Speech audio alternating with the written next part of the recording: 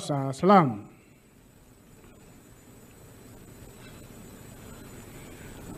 Hayati Edward Ngoyai Lowassa alizaliwa tarehe 26 Agosti mwaka 1953 katika kijiji cha Ngarash, kata ya Ngutoto, wilaya ya Monduli, mkoa wa Arusha, na kufariki tarehe 10 Februari 2024.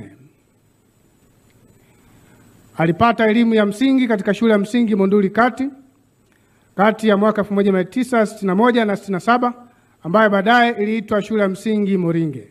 Alipata elimu ya sekondari katika shule ya sekondari Arusha kati ya mwaka 1968 na 71. Aliendelea na elimu ya juu ya sekondari katika shule ya sekondari Milambo, mkoa wa Tabora, kati ya mwaka 1972 na 73. Kati ya mwaka 1974 na 77 alisoma na kuhitimu katika Chuo Kikuu cha Dar es Salaam na kutunukiwa shahada ya sanaa katika elimu.